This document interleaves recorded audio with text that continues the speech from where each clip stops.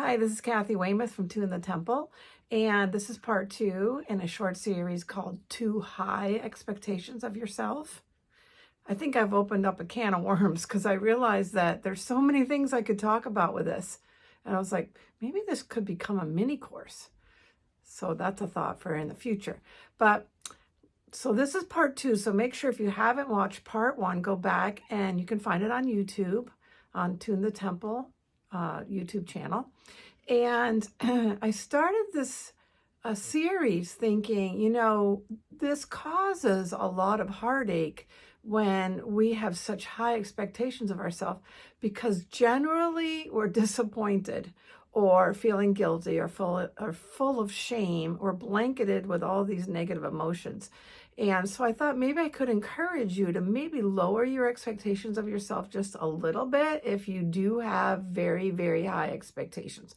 And why would I want you to lower them? Do I want you to do things poorly? No, it's because I want you to feel better.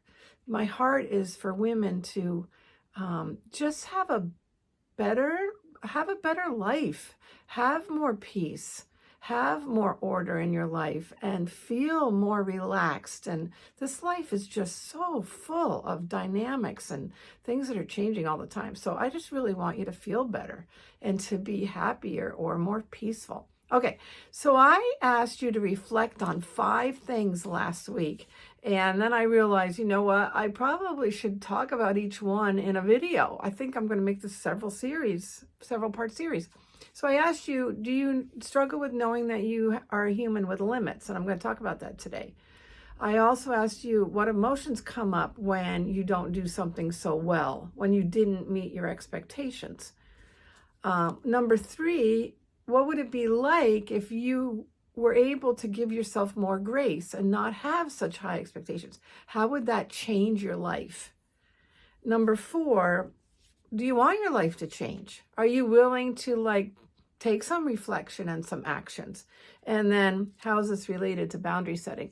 Now, I do want to mention something. Why do I keep giving you things to think about or things to do? I have figured out that knowledge does not really change many people's lives. Having knowledge is not enough. It's the action that comes from having that knowledge, the action steps, the actual stepping forth and changing things that makes a difference. Okay, so let's go back to, why do you have such high expectations of yourself? And I thought of another thing that I didn't mention last week. I did mention that I think it gives us a stronger sense of identity when we do things well. It gives us a feeling of we're approved. We're approved by ourselves. We're approved by our parents or our spouses or our friends. It gives us a sense of identity. But there's another reason why I think that people have such high expectations, and it's based on your childhood. Does this fit you? Were your parents expecting, excuse me, expecting you to do things well?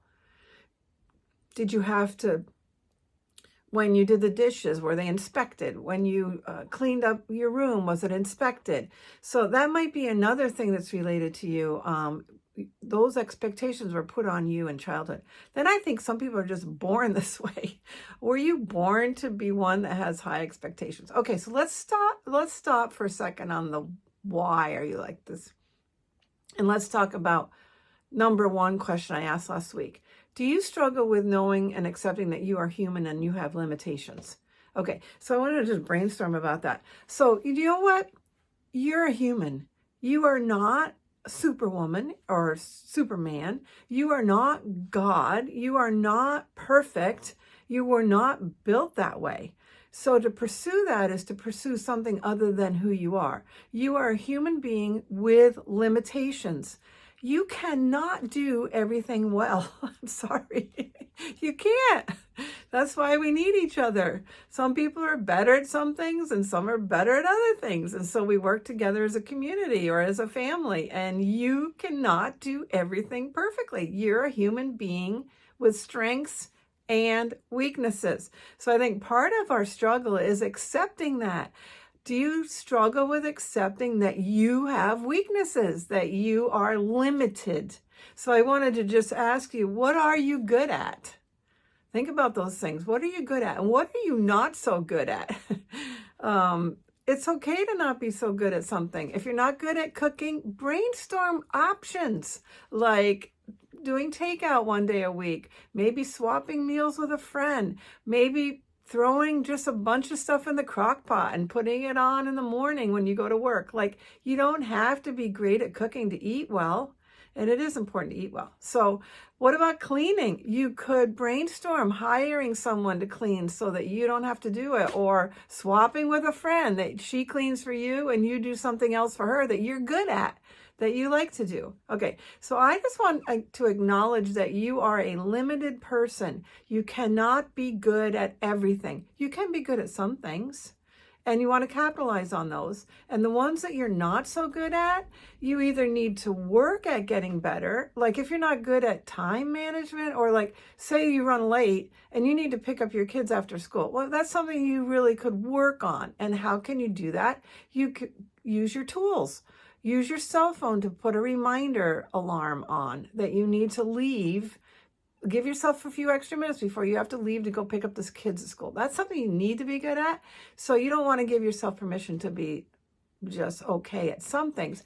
But other things, it's okay to do grade B work. It doesn't mean that you're a failure. It doesn't mean that your identity needs to be threatened. Grade B work is good. It's not perfect. It's not super, super perfect, but it's good, and it's good enough. So I want you to practice this week saying, I'm a human with limitations. I can't be good at everything. I give myself permission to have limits, to be good at some things and not good at others. And I am a human being. I am wired this way to be good at some things and not at others. So maybe that'll help you lower your expectations a little bit. So come back next week. I'm going to talk about number 2 on the list that I gave you in the first video, part 1. Okay, Kathy Weymouth at tunethetemple.com.